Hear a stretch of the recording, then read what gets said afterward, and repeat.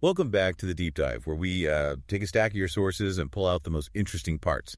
Today we're diving into Diana Gabaldon's Written in My Own Heart's Blood. The eighth book in the Outlander series. Exactly. Now this one is dense. It's got battles, family drama, time travel.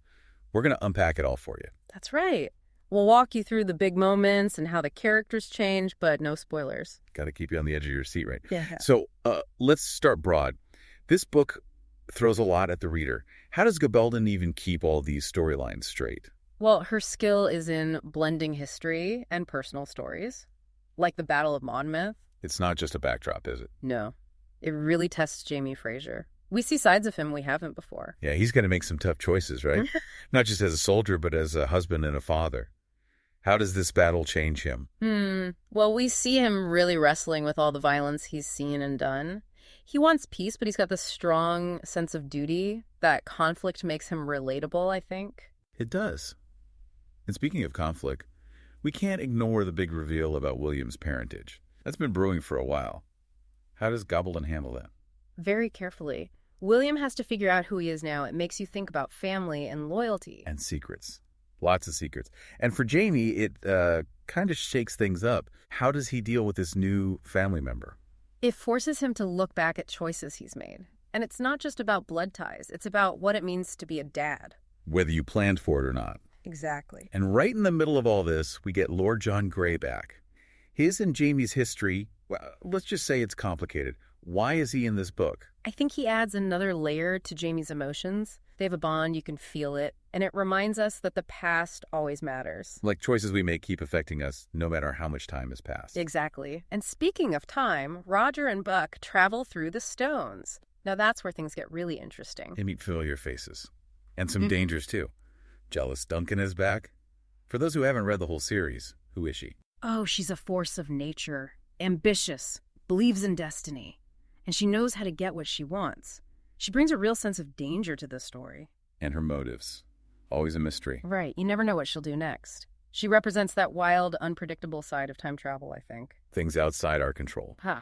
And that feeling of no control, it runs through the whole book, right? War, secrets, time travel. These characters are always up against it. They have to adapt, make hard choices, and then face the consequences. Which is what makes them so human, I guess. Mm-hmm. Maybe we aren't time travelers, but we all face those tough moments that make us find strength we didn't know we had.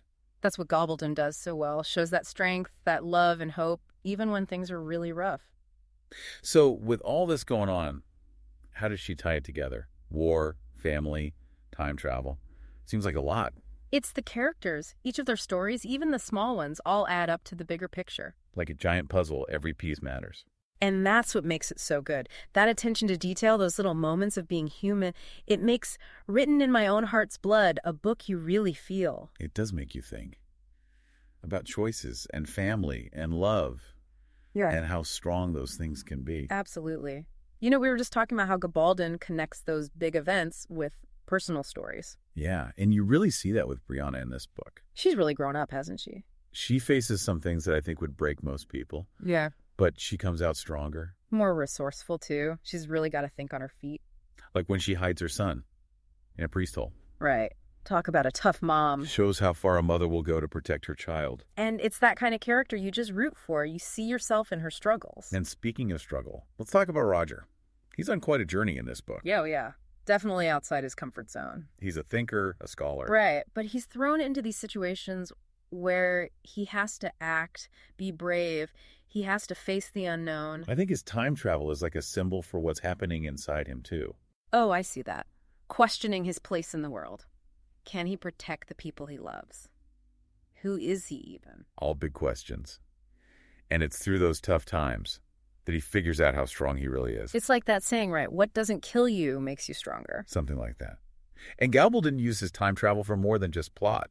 It makes you think about choices, consequences. Yeah, the past, present, future. Yeah. All connected. And you really feel that when Roger and Buck meet Gillis Duncan, Chills, right. it's partly her. She's got a reputation.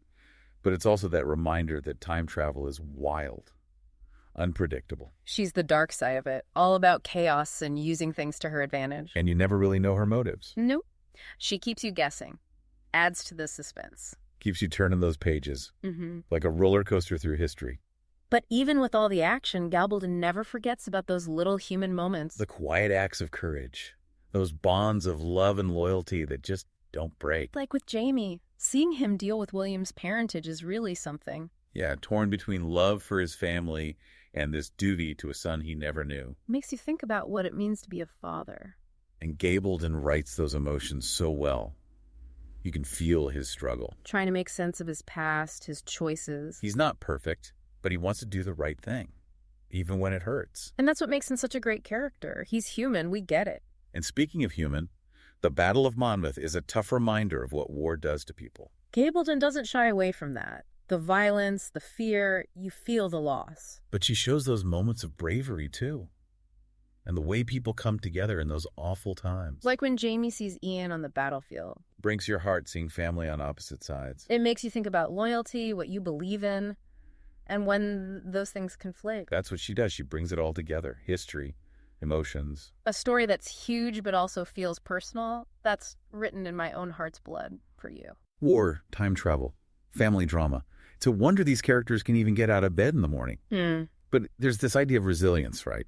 How does Gabaldon get that across? It's more than just surviving. It's about actually living, even when everything's crazy.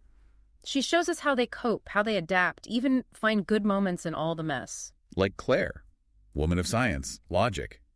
But she's constantly pushed to her limits. But she never loses that caring side, that belief in healing. It's her skills, her knowledge that keep her going. And Jamie, well, he's seen it all, hasn't he?